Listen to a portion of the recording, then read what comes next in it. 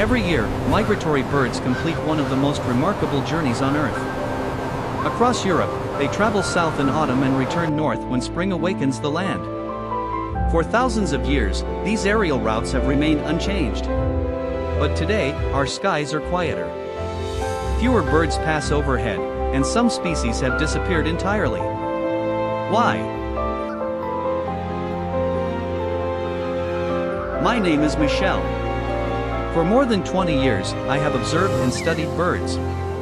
Along the way, I met people from around the world who share this passion, including David, a wildlife enthusiast from Texas, whose curiosity and support reminded me that migration connects continents, not just countries. To understand birds more closely, I learned to fly a microlight so I could travel alongside them. I wanted others, like David and many more, to experience this phenomenon and see migration from the bird's perspective. But I can no longer ignore what is happening. What is preventing birds from crossing our landscapes? Is it expanding cities, shrinking meadows, or new dangers created by modern life? I wanted answers. And more importantly, I wanted to help. That's how an unusual idea was born. A school of migration. I decided to guide a small group of young geese across Europe, helping them navigate today's world and rediscover safer migration routes. One day, I would leave them to their freedom, hoping they would remember these lessons and pass them on to other wild geese.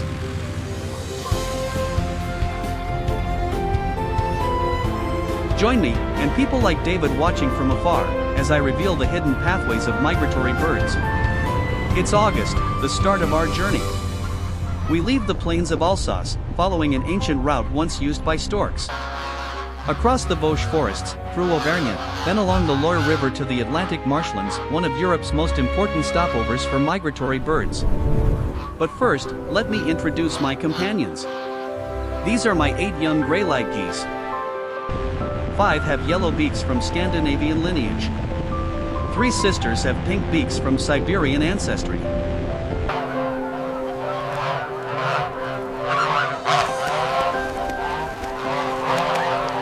All were born this spring in incubators at my home. From the moment they hatched, I stayed with them day and night, speaking to them constantly. My voice and face became familiar. Geese imprint on the first presence they encounter in life, even if it's human. Over time, I taught them to walk, flap, and eventually fly beside my microlight. That bond is why they follow me today.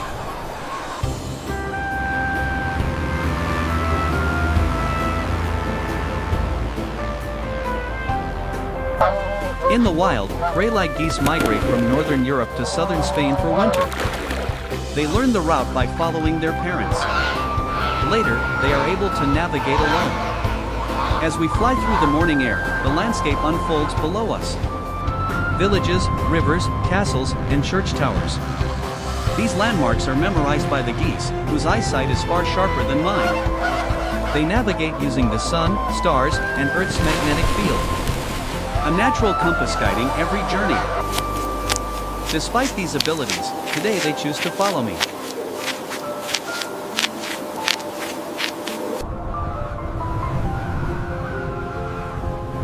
The heat rises. The geese grow thirsty. Below us, a turquoise gravel pit appears, an unfamiliar sight. A wild goose would normally avoid it. But this is our first lesson. They hesitate, then land. The water is safe. By overcoming instinctive fear, they gain a new resting place, learning how to adapt to landscapes shaped by humans.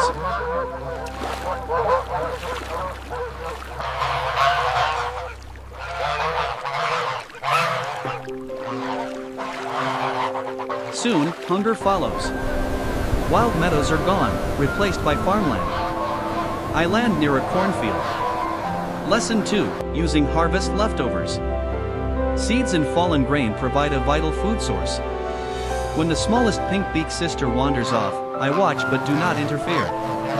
Migration is also about independence. She returns safely. A close call and an important lesson learned.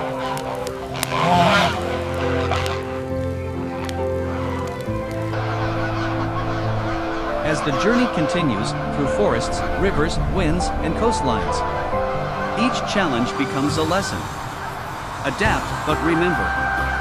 In October, the Atlantic finally appears.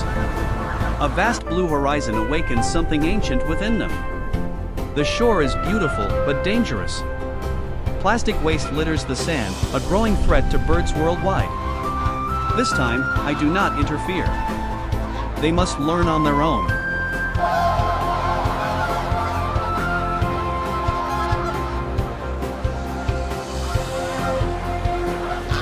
At last, the moment arrives. In a protected nature reserve, I leave them. The yellow beaks drift away first. The pink beaks linger, then follow. They are ready. And as people like David from Texas continue to watch, learn, and care from across the world, I imagine these geese joining wild flocks, crossing mountains, reaching winter grounds. And one day, teaching their own young the ancient routes of migration.